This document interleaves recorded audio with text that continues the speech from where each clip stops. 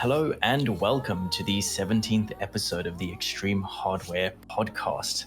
Today, I am joined by my very hooved, lovely friend, Frick Frock. Clop, clop, clop, clop. That's what I do. Yes. So it is just him and I today, a skeleton crew, if you will. But nevertheless, we will bring you the tastiest, extremist hardware news ever. Hey, no, that's what we do. Oh, speaking of skeleton, I don't know if you were too up to date. Do you know the website College Humor? Yes. So they shut down, and they're with this. There's like What? It got 2 or shut 3 down? people working there because they got so they apparently Facebook caused them to. Okay, so this is interesting.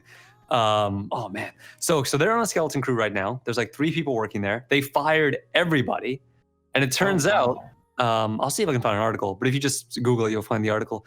It turns out what was happening was they had shifted a lot of their focus from YouTube onto Facebook, right? And when they did that, it turns out Facebook was like artificially inflating their views by a lot. And those weren't actual views. And turns out like that has a big impact on like advertising and like, they're not actually getting the views they want. So their advertising and their merch and like all that stuff that goes into it wasn't real. And they were operating based on those views. So yeah, Facebook essentially with their view inflation destroyed College Humor and now they're gone. Wow. It's nuts. Yeah, so actually I'm looking it up now. There were apparently 100 people employed for College Humor in LA and New York. And 100 people were let go in LA and New York. And there's only around 5 to 10 people left. Yeah. Yeah, it's not, they're done. It's over. That's crazy, actually. Yeah, because they've been around forever. Goodness. I never some of their skits were good. I didn't like watch it religiously or anything like that. But it's just the fact that it can all just disappear like overnight. And this happened the thing about it happened out of nowhere. Yeah. It's Facebook's fault as well. So like that's like Dropsy's getting shut down. Dorkly's getting shut down. Like all that stuff's getting shut down. And what's interesting? When you look at that site now, I'm like, I can't imagine what the overhead must have been because they're still getting that YouTube money, no doubt. But like, how badly were those views inflated? Like, oh my God, dude.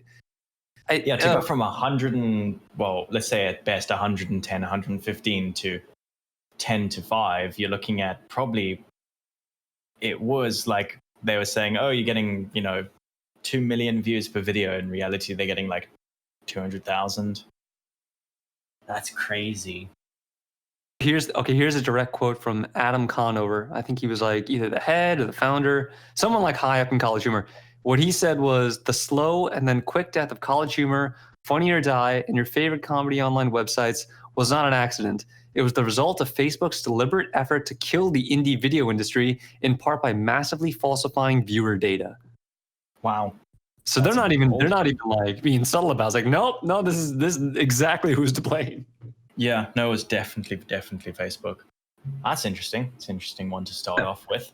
Man. Yeah, I know another thing that is quite interesting and saucy that's come out. And I think let's just jump to it because I know a lot of people have had sort of questions around this is Honey and how do they make money, privacy, etc. They've come out lots of times saying, that they aren't a security risk or they respect your privacy, etc., and state how their business model works with taking a cut.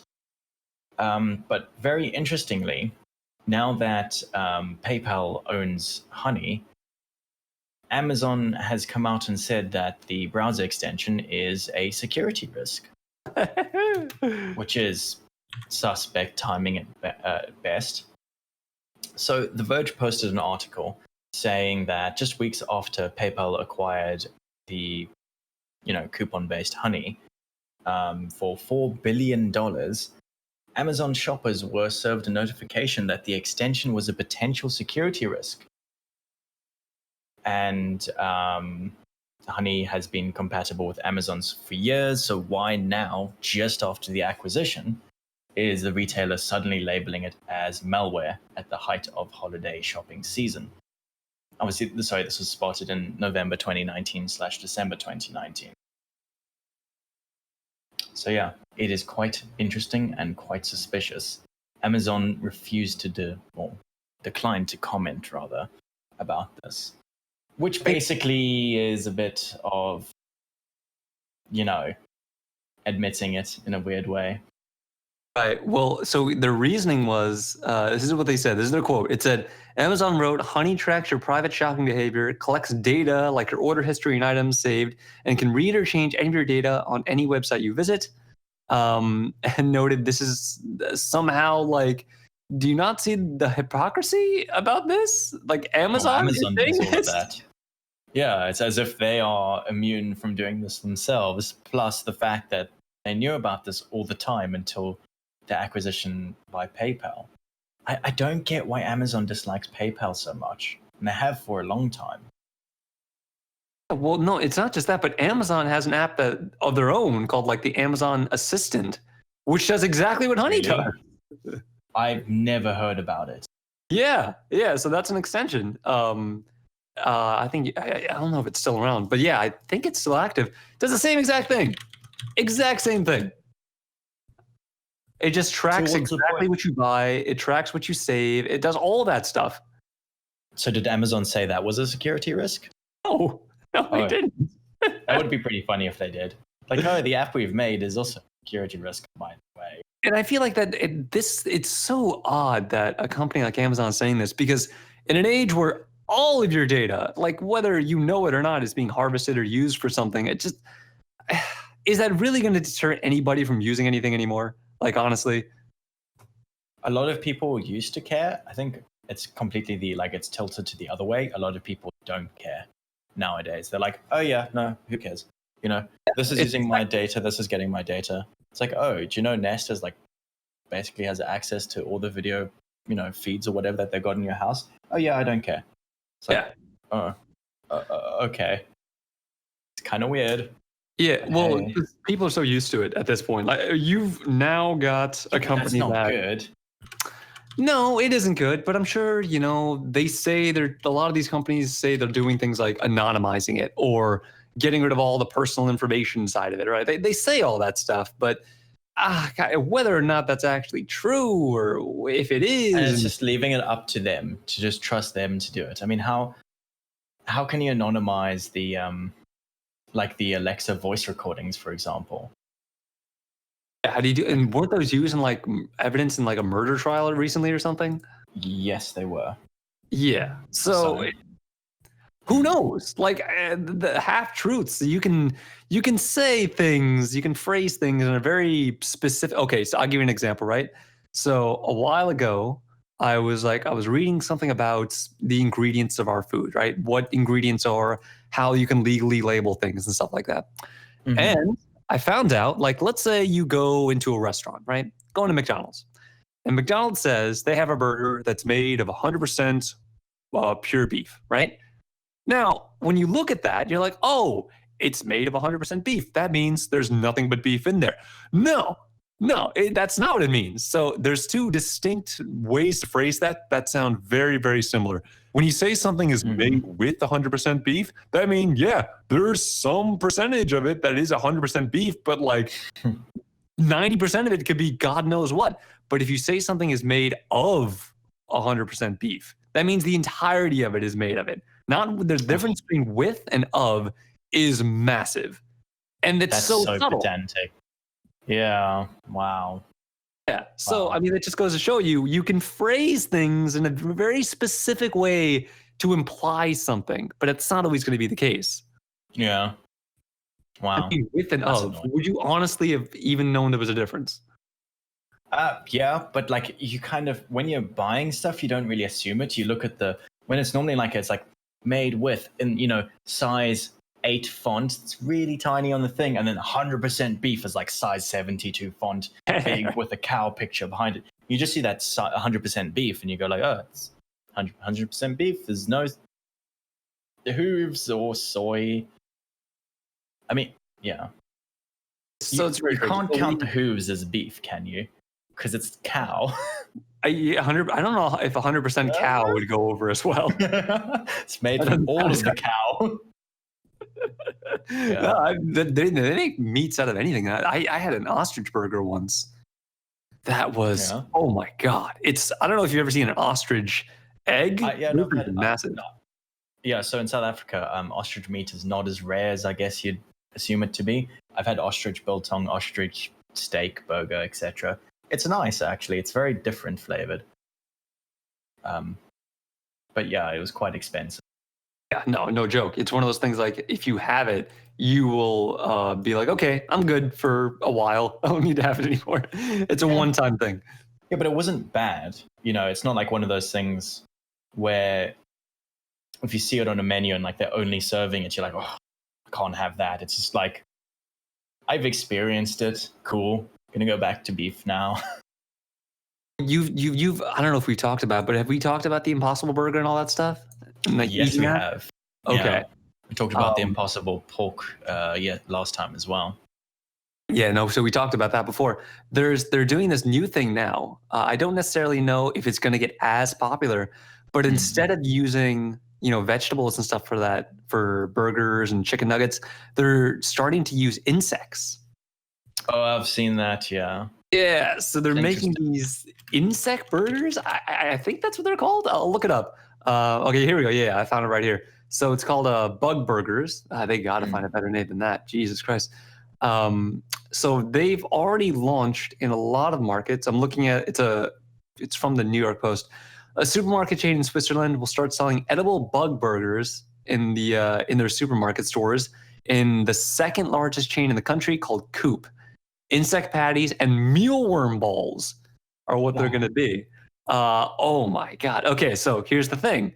Insects have high culinary potential. Their production saves resources, and the nutritional value is high, says the co-founder of Acento, said in the statement. So those are the guys that make it.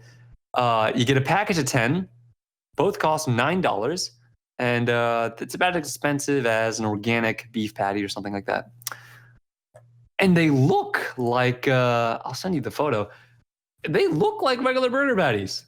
I think. Yeah, calling them bug burgers is probably not a good step. Oh, no. That's like very high protein insect based patties might work a bit better. You gotta throw in the high protein there. People, even though like people eat, I've noticed that people I don't know how to describe it, but basically Starbucks is going through advertising how much protein they have in each of their things, like meals. Generally, the people who are very picky about getting the highest amount of protein from Starbucks aren't the people who are working out or look like they'd be working out that much. If you know what I mean. The guy that gets like a full 3 Big Macs, a Big Mac at a McDonald's, and then gets like a Diet Coke. That type of thing. Oh, it's in Switzerland that's selling these edible bugs. Interesting. I thought it would have been like Southeast Asia. I think so, yeah. Well, it's not just that, but it's not that much development on that front for obvious reasons. I don't know if the Western audience... I totally want to try it because like it doesn't really gross me out once it's been, this far devoid of the bug itself. Like the same for like those when they're like roasted or deep fried or whatever. It's like I totally want to try that because if it does just taste fine, then I don't care. I don't really care where it comes from so long as it's not bad for you and tastes decent. I just did a quick Google search about like bug burgers and insect burgers. Okay, apparently I was wrong. There's a lot more of them going on. Like there's been a couple, like 3 or 4 stories today about them. Oh, wow. Okay, wow. Yeah, so apparently there's something. I do hope it kind of goes towards this direction because it is better for the environment as well, which is kind of weird to think about. So here, check this out. We'll get off this in a second, but oh my God, I love food.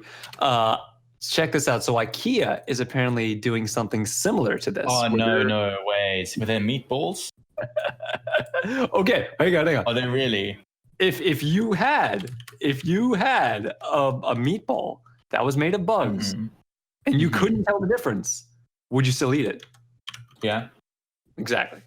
And I think that's what they're so long as that it's like going for. Yeah, but so long as it's not one of those things like, oh, I ate XYZ and I didn't know it was any different, but it was way worse. So long as this is, as good as or better for you than the normal meatball, then yeah, sure. Here's what they're Why working not? on. This is what they're working. So this is from the drinksbusiness.com. 10 food and drink trends that will shape the decade. Right now, IKEA's research lab Space 10 didn't even know that was a thing. They're introducing ingredients from the future. So they're starting with bug burgers containing mealworms to algae chips to popsicles, so like microgreen popsicles. And but they're all made of like planet-saving ingredients. The aim is to inspire people to explore new delicious flavors and sustainable, healthy ingredients, and to be a bit more curious and open-minded about food diversity. Wow. It's pretty cool, man. Like I like this more daring approach that they're doing for things now. Yeah, no, it does sound actually very interesting. And if someone big like IKEA can kind of adopt this and push this into people's like daily perception and just like make it seem normal, I think people will be a lot more willing to try these kind of foods out. Green I bugs? think it'll be over. Have I? Unfortunately not. But again, I really want to try. So I've eaten. So I don't know. On the show, on my review show, I've eaten quite a few bugs. A lot of them. Yes. Oh yeah. But they're all in like candy or something, though. Well, no. So the spider one wasn't candy at all. The tarantula in the can. Oh, okay. I don't remember that. I kind of do, but I don't remember it exactly. So that one was not. There was no seasoning. There was nothing. It was just a regular tarantula. And here's the thing: it had no taste. It tasted like styrofoam. And that's horrible. Yeah, well, no, it is and it isn't, because the one thing that tells me is that if it's mixed in with like some other meat, or if it's all packed together with all a bunch of flavor and stuff, I couldn't tell the difference. I wouldn't be able to tell. Yeah, that's not bad then. Yeah, in that way, that's not bad. But I guess, were you supposed to like kind of use that in the sense of, here's a canned tarantula, now add this to a meal rather than have this on its own? I don't think anyone was ever getting this as like a dinner. Well, no, but I mean, like, what you basically did is you bought a can of baked beans and just took a spoon and ate the baked beans out of the tin and went, oh, this is kind of weird. That's essentially. I think you're supposed to add the baked beans to toast or something, I think just the future of food right now is going to be pretty interesting if people are willing to just, I mean, they might not have a choice, to be honest with you. We will see. Anyway, moving on to extreme hardware related news and less extreme food, I guess. So, actually, you know what? Let's talk about this one. This one's pretty interesting. There is a company called Mojo Vision, and they are trying to make augmented reality in contact lenses come to fruition, I guess. So basically, they started like back in 2008, and they've been trying ever since to create augmented reality in a contact lens. The issue is that, well, the technology is just not there, simply put. But I don't know if there's a this time or something, because they haven't exactly come out with a product yet. But they say they've had to invent almost everything they've put into the lens. As you can imagine, they've invented their own display, their own oxygenation system, and their own power system for this lens, as well as their own custom chips, power management tools, and sort of software for eye tracking as well. So there's it's still a prototype, but it sits just away from the surface of your eye like a contact lens would. And they are boasting, get this, are you ready? A 14K resolution. Jesus Christ. So how much of this remains true is very up for debate, considering the size of a contact lens and people struggling to put 4K in like VR size. But yeah, so it's not a soft lens, it's a hard lens, so don't put it in wrong or you'll cut your eye. Oh God. Yeah, that's not that fun. Well, They displayed it at CES. They gave journalists 2 demos, one with the contact lens itself, not allowed to put it in their eye, and one in what it would look like in a VR simulation. And they described it as very Google Glass-like, but crisper. So yeah, the company has spent over $100 million so far to make this happen. I was just curious. I looked up the resolution of the human eye. What do you think the resolution of the human eye is? I don't know. You can't really put a number on that because it works differently than pixels.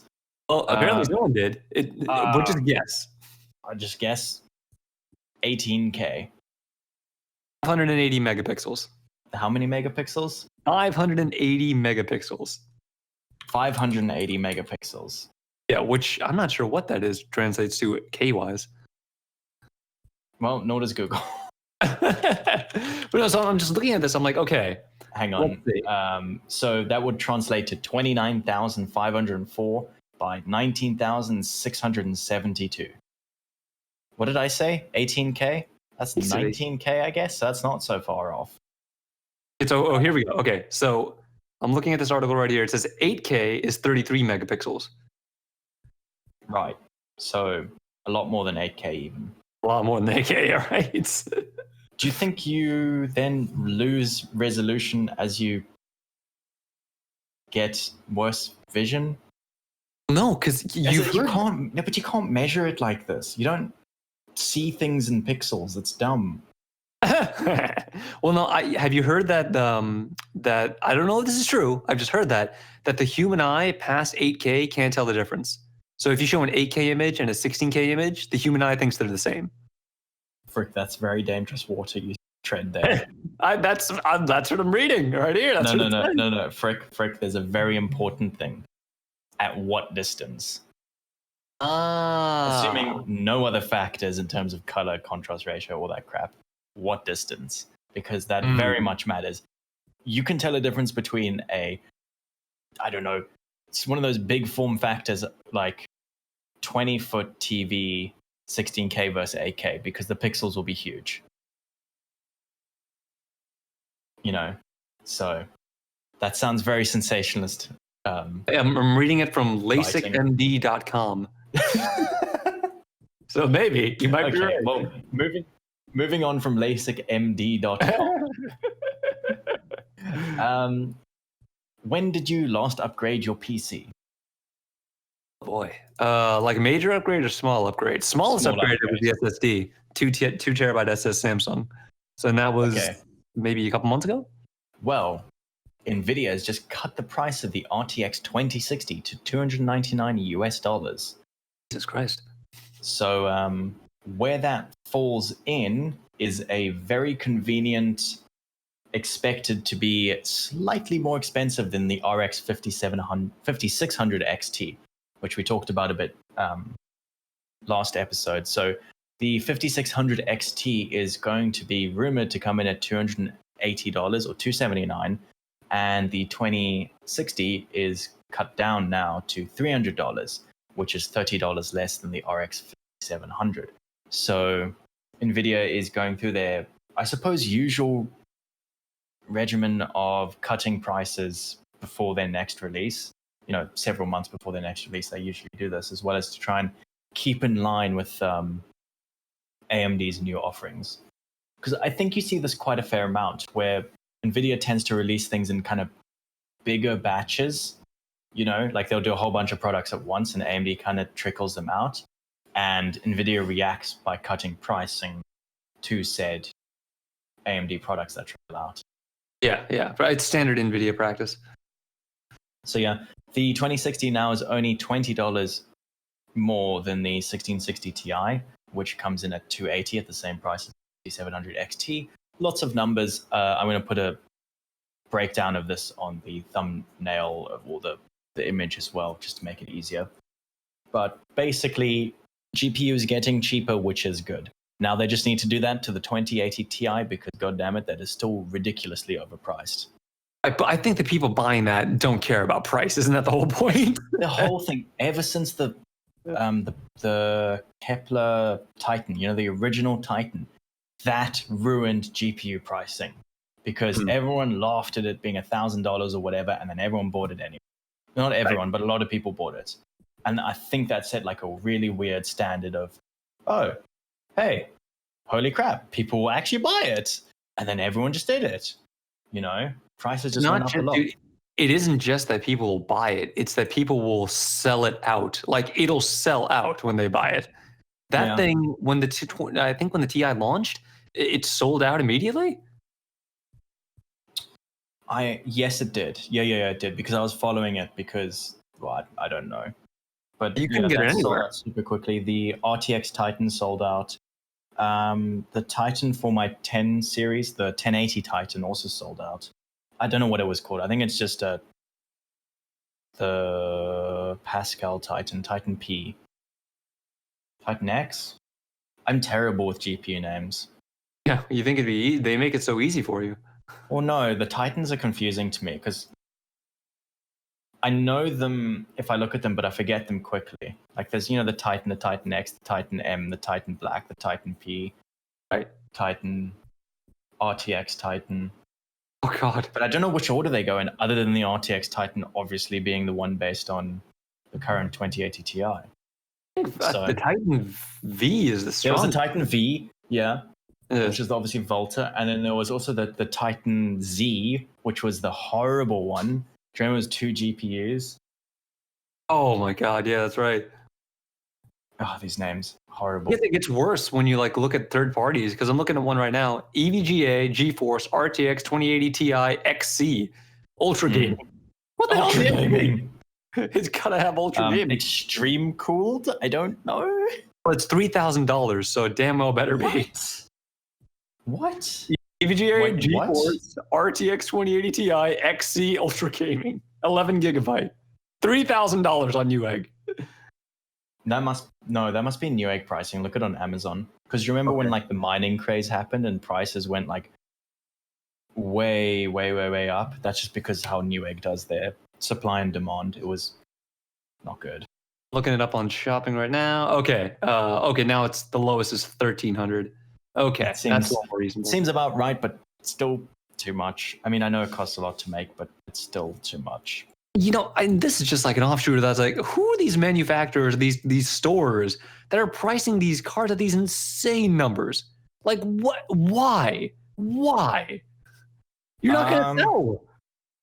No, I think it's that whole thing. So you see this in the secondhand car market a lot with cars that are becoming popular, like older cars, 90s cars that are becoming popular. You'll get some people, I know this with S2000s a lot, where dealers will purposefully list a car that's in pretty good condition at a ridiculously high price, but not completely out of range. So they'll list it at $40,000 US or $50,000, $60,000 when it should be a $20,000 US car. And they'll do this because they'll drive up the perception of price. Oh, these cars are going to increase in value. Oh, look, these cars are going up in value. I better buy them soon. So their other stock, which is 25, 26, 27, 30,000, which is still over what it should be, will sell because suddenly it looks like, hey, I'm going to quickly get in and, this is going to go up to that $60,000 mark. It's very immoral. And I don't know why it can't be illegal, but it feels like it should be, because that has a huge knock-on effect because everyone is idiots, and that has a huge knock-on effect. That's happened a lot with Supras and GTRs, also because of Fast and the Furious and all that crap. Those prices have shot through the roof like absolute crazy. There's a lot of this nonsense going on. It's like price fixing, honestly. And you saw an indication of that with the mining, when people just shove up prices because people would buy it. And then people would shove up prices a lot to make the ones that are still way over MSRP suddenly look like a good deal. But they're not. They're horrible. just out of curiosity, I looked up the cheapest card on Newegg, and it's a 5100 NVIDIA 5100 for $7. Wait, they still sell those? Yeah, Like well, here's the- FX 5100. so it's refurbished. Oh, good. Yeah, it's a 5100. It's selling for $8, and the shipping is $7.50. I mean, $8 is not bad for video out, I guess. I guess. Does it have DVI? I know it won't have HDMI or DisplayPort, but does it have DVI is the question. I don't know what. There's something wrong with this card because it just shows like the PCB and there's nothing else connected to it. Does it have composite? It doesn't have anything. It's just a square. It's square. A square output. Frick. What? Okay, now the card with actual outputs you can get is $13, and it's a what the hell? It's a I don't know what this thing is. A PCI 512 HP multi-unit Ateon Radeon. What the hell is this? Okay, well you can get it. It's $13. So if you want one, you can get a card for damn near nothing if you really are that desperate. And it's refurbished, so that's as good as new. Yeah, but it's gonna be PCI. I'll send you the link. You tell me what the hell this card is, because I do not have the wherewithal to figure this out at all. It's definitely an ATI, but hang on one second. Okay, what the hell is that thing? Let me open this up. 637. I've only got a picture of the back. That's all they have. Hilarious. But it has outputs. Oh, this is like what's that thing? Like they made this it's right on the tip of my tongue. The 5000 series. It had those super low power draw, low profile graphics cards. It was either the 5000 series or the 4000 series. It was like the HD 5200 or the HD 4200. Power sippers, yeah. Yeah, so they are PCIe, but they're meant for like HTPCs or, those flat HP desk things that you had in schools or whatever. Worth $13? It's got DVI output, so if you need an output for like something, it's not a bad idea, I guess. Very specific. Right. Well, there you go. Yeah, I wouldn't get it. Anyway.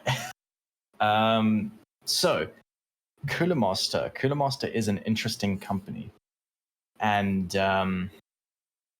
Cooler Master also have some interesting troubles that they've had to face very recently. Some very specific troubles that no one would have really have thought of. Anyway, so the thermal paste applicators that come in those syringes, and that you kind of get with anything. You get it with any cooler, you get it with often... Do you get it with CPUs still? I'm not sure you do anymore. But, no, you don't. Yeah, you get them with coolers. You obviously can buy them by themselves, and is something that everyone has bought more than one of, because you kind of need them. Anyway, very standard application, 5-gram tube. They are changing the look of their tube to go away from the normal syringe thing to a very rectangular looking paste applicator that looks like someone rode over one with a car. So the reason they're doing this is not because they want to reinvent the wheel, or not because they think it's better, but because they don't want them to make it look like syringes that you would use for some suspicious drug activity. That's so good. That's so good. Read the quote. Read what they said. Read their quote. So, Cooler Master themselves on Twitter said, "We didn't change the shape of the syringe to make applying thermal paste a lot easier, but because we're getting tired of having to explain to parents that their kids are not using drugs." From Cooler Master themselves. That's real. That's a real thing. This actually happened. So we're going to have to go away from the P dot application. We're going to have to go to the line, I guess. Yeah, the line. Simply because, well, I'll be interested to see if other companies follow suit as well. No It way. would be funny. No way. It would Because be you know what? really funny. If other companies do that, what's going to happen is that's just going to they're going to look like copycats. They're just going to look like copycats. Like this, if this is a meme, this is one of the best memes I've ever seen in my life. But They spent money doing this. oh yeah, research, development time, manufacturing costs. This is not a cheap thing to do. That means, I don't know. There must have been tons of complaints, I guess. Or Okay. they're just using it as some sort of like joke. I don't think it's a joke. I really don't. Is it? You think? It's not April 1st. No, have you seen the Collaboratory Liquid Pro? I've seen this. Those are worse. They look exactly like insulin injections. Yeah, they do. Yeah, they look very saucy. They're saucy things. Actually, But no, I don't. Okay, I know in terms of like brands, like hardware brands that are out there and that are memers, Corsair is the one that would do something like this, not Cooler Master. Corsair is a meme type. Yeah, but I mean, they're not that good at this. Here's the thing: if you look on their website, I'm on the Cooler Master website right now. They still sell both of them. You can buy both the new one and you can buy the new square one as well. So they're selling both. So I don't think this is a joke. Oh, it's stock. Oh, yeah. No, I was saying it's probably just stock. Yeah. Yeah, that's really weird. Oh, well. It's an interesting thing. It's neither good nor bad, to be honest. I don't really care which one I would get from Cooler Master. But hey, oh well.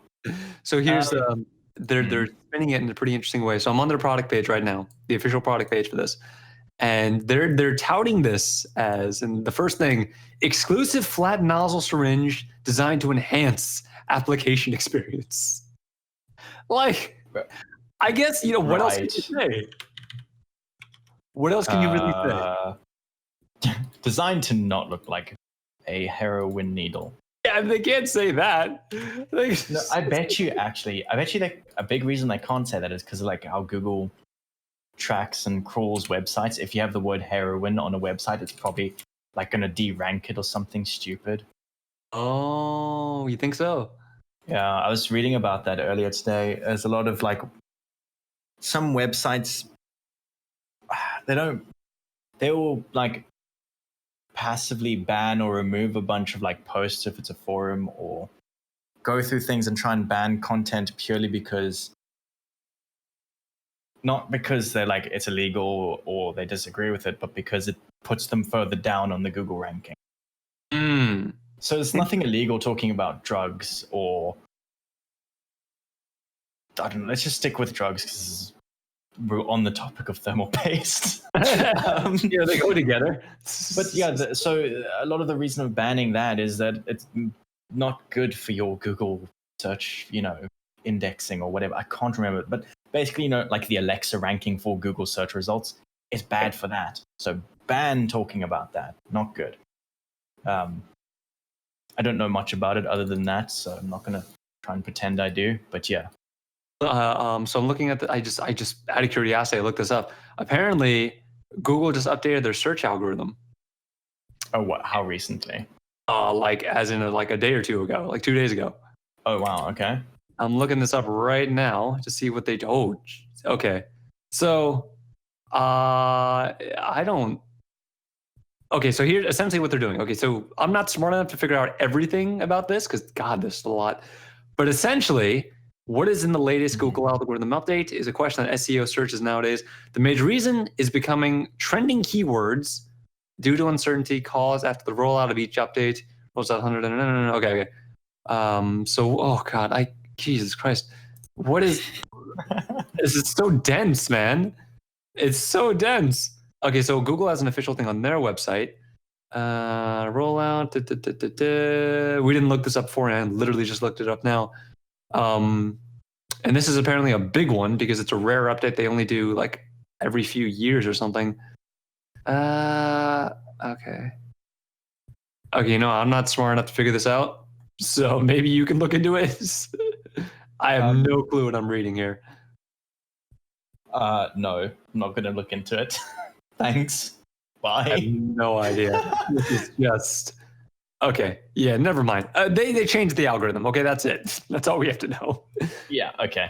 Change the algorithm. It's better in Google's eyes, which doesn't mean anything really at all. So Yeah. I assume they're trying to get rid of like a lot of the false flag results, maybe. You know, there's the like, for example, like a few years ago when Reddit was like, oh, upvote this. So whenever someone searches for that, you get result of this. And Google quickly figured it out and was like, no, stop. So I think maybe it's something like that. One thing I would love to see Google actually optimize for, and any search engine really, even if it's built into like YouTube, to actually be time sensitive. Because I spoke about this before to Chris, and I said, like, the internet's getting a lot older, like the modern internet, you know, beyond the 90s, like whenever, like a lot of people are connected and how we perceive it today. It's getting a lot older. Like, you can find videos on YouTube that are, yes, more than a decade old. You know, you can find videos on YouTube that are probably more than 15 years old because it was around in 2005. So we need better ways to sort by time sensitivity or by what happened during an event then, because it will just get overwashed by current events a lot of the time, and it makes searching for specific things very hard. Like if you're trying to search for specific things that came out during 2006 CES, it's really hard because Google kind of cares but doesn't. Same for YouTube. But anyway, moving on to something dear to everyone's heart, The Simpsons. Who hasn't grown up watching The Simpsons? Actually, probably most people these days haven't. Did you watch The Simpsons when you were younger, Frick? When you were a wee foal in your mother's horse womb? That's how that works. No, I still watch The Simpsons every now and again. There was a stretch a while there where it was like a little rough because it was very dependent on like pop culture humor. But The Simpsons have always been about like pop culture humor. There's a lot more of it. If you've watched like the recent episodes of The Simpsons, they're not bad. They're actually pretty well written. Yeah, but Fox. Do you know how impossible it is to watch anything Fox?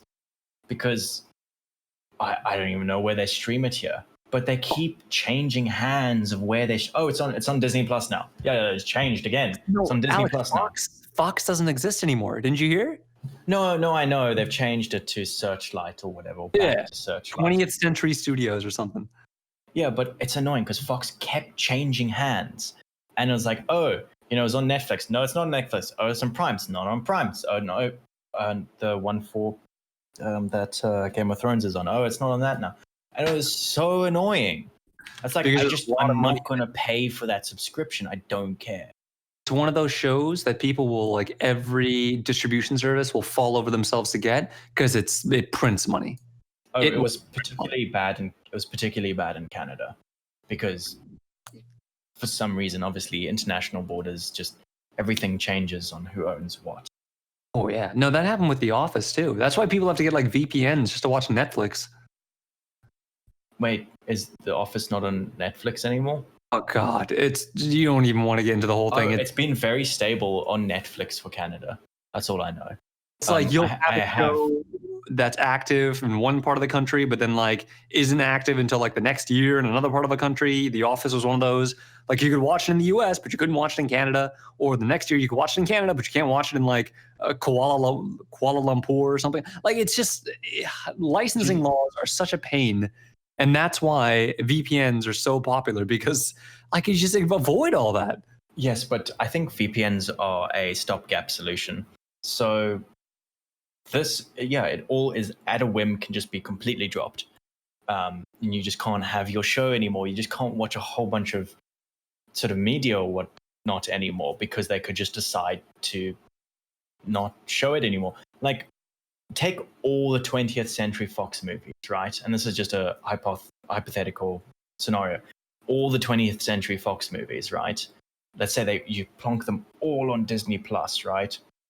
And then Disney basically says, okay, actually, we're not making any money from those 20th Century Fox movies, so every single one of them we're going to remove. And obviously, like people haven't, let's say they do this 10 years in the future and people haven't been buying DVDs or whatever. It's going to be really hard to get that content again because everyone's so used to just being able to stream it. Like, it's completely up to a company to give it to you. And that's kind of why I like the fact that I bought a really long time ago all of The Office and I ripped them and put them on my server. Because that's not going to expire. That's not going to get into some stupid license agreement dispute. I bought it, I have it, I own it. I will hopefully always own it unless it gets destroyed, you know? Mm. And that's what I still like about, it doesn't even have to be physical medium, just, you know, media that I can purchase, I guess, rather than rent, because that's all that streaming services are, is renting it. Uncentralized media. Yeah. Okay. Yeah, that makes sense. The only reason that happens is because of like money. Like, let's not pretend like it's because we want to give these group of people the best experience possible. It's like, no. When they say that, they're like, oh, we're doing this for the better experience of the user. What it translates to is, oh, we're doing this because we've noticed we can make a few bucks more.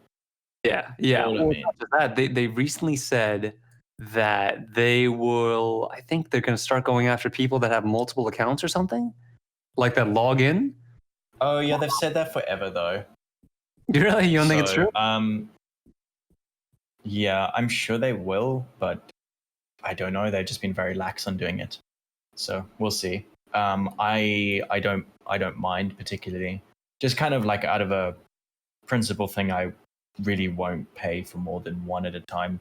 I have Amazon Prime because it gets me The Expanse, which I really like, and the Grand Tour, and that's good enough for me to choose a service, and also gets Prime shipping, so it's good enough. Yeah, that's like, if I was really compelled to buy a Netflix subscription, which I'm pretty sure is more than Amazon Prime, I'd probably end up canceling Prime, because I know way too many people that have Disney Plus, Hulu, Amazon Prime, Netflix, and the one that Game of Thrones is on that I keep forgetting the name of. HBO Now. HBO, that's the one, yes. And it's insane. They're basically paying more than cable would have cost. So yeah, isn't that funny? That's why there's so many streaming services now. Yeah, it's horrible. Anyway, all the way back to The Simpsons. Right, so Apu has always been a very controversial, not always, sorry, he's been more in the past 20 years a controversial character in The Simpsons. And the voice actor, Hank Azaria, he's voiced Apu for the past 30 years, since the 1990s when he first got created the character. And I guess people can't take a joke anymore. They can't take the joke that it's clearly pointing out funny stereotypes, and that's what comedy is. So he is deciding to leave and not voice Apu anymore. And it's not clear if Apu's going to be removed from The Simpsons. And yeah, it's just kind of, I guess, sad in a way because of this. It's kind of, I don't know, a degradation of The Simpsons. Well, okay, do you think it's blatantly racist, or do you think it's making fun of a stereotype and it's purely like a comedic type thing? I think with something like, so you know how this all started, right? How all this controversy started? It was like 2017 and people just kind of said Apu was racist, I think. Okay, yeah, I mean, yeah, close. So what happened was that year, a comedian named Hari Kablando, I think, I can't get his name right. He released a documentary called The Problem with Apu. And the whole thing is about how the portrayal of Apu is, I don't know. It's in his words, it's a white guy doing an impression of a white guy making fun of his father, essentially, and how Apu was basically fodder for bullies the like bully kids that were from India when they were young, right? That was the whole thing. So I guess you could say it's like whiteface or something like that. It's a caricature done with the sole intent of making fun of a culture. That's what it was. Maybe. So that starts. Okay, so they're like, oh, you know, this is offensive, this is offensive. And then for a while, The Simpsons was like, they actually responded to it. They're like, actually, this was a character that when it was premiered was the only character of its kind. Because they didn't really have like a bunch of Indian characters on TV at that time. Like that was a first. And it's amazing how a character that can be seen as so trailblazing and, you know, I guess new and welcoming to the community is now seen as like a villain. Yeah. I'm saying. So I don't think I think the show does caricatures of all sorts of cultures, right? Yeah, I mean, there's Scottish caricatures.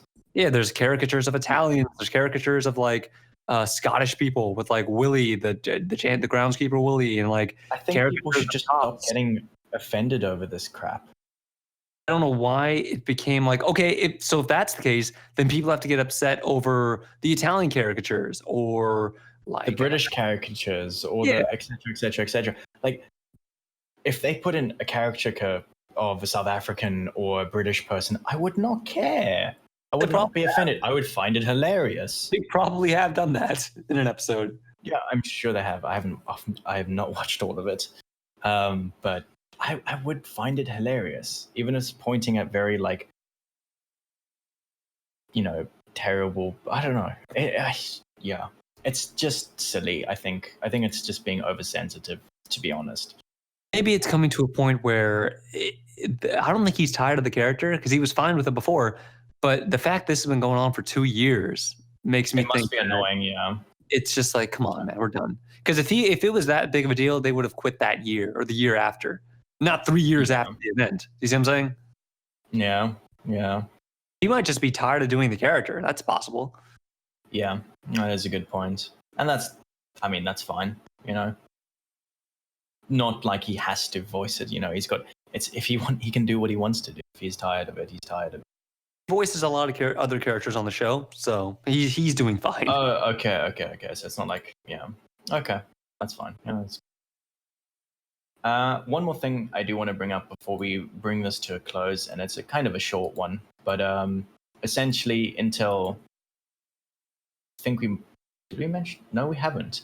So Intel announced some shortages in Q4 2019, and this is mainly for the laptop segment or market. So it's going to continue. Essentially, Intel has announced that the shortages are going to continue into Q1 2020.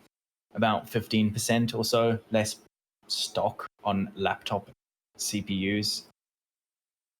And it's just an ongoing supply and demand, or supply issue rather, not demand issue, but an ongoing supply issue by Intel. And yeah, they're just not able to make CPUs as fast as people need them or want them. They've increased their wafer capacity in 2019, and they want to increase it in 2020 again, but they're just not able to keep up. And they haven't stated which CPUs, they haven't said it's, 14 or 10 nanometer. I mean, I guess it's the 10 nanometer ones. I don't know if they still sell them. You know, that one CPU they made to meet the shareholders agreement, and then I don't think they actually sell that anymore. But I'm guessing it's kind of a weird balancing act for Intel of staying on current gen 14 nanometer while trying to invest in 7, 8, or 9 nanometer. I'm not sure what they're doing. They're just in a bit of a weird space right now. They're on a knife's edge, I would say. I know that's a lot to say from just laptop things coming down, but I do feel like from what Intel's doing with their 10,000 series now, even the 9,000 series, their whole 10 nanometer, issues going on that being very public, their supply issues. I feel like Intel's on a knife's edge. The security holes. The security holes. Like they're just maybe not on a knife's edge, but trending towards one where they need to start making good things again that people want to buy. You Because think yes, what their happened in laptop like- segment is great, right? It really is, and it's not something that people bring up a lot because we don't look at it much. But the laptop segment is very, very good for efficiency and a large range of stuff that you can buy and get in there, as well as, with all the APU attachment onto the CPU. And I'm sure that's going to start slipping when they're not making efficiency improvements as quickly as they used to, and when AMD is rapidly making efficiency improvements. So it's worrying, really. I think it's a good thing because for a long time, the one thing everyone's ever said about Intel is like, oh, they're bullies. Oh, just a bully. No, it's a good thing. It's a good thing, but it's a bad thing as well, because you don't want the underdog to rise up and absolutely beat the final boss to a pulp, and that guy never comes back, because then you just don't have an underdog again.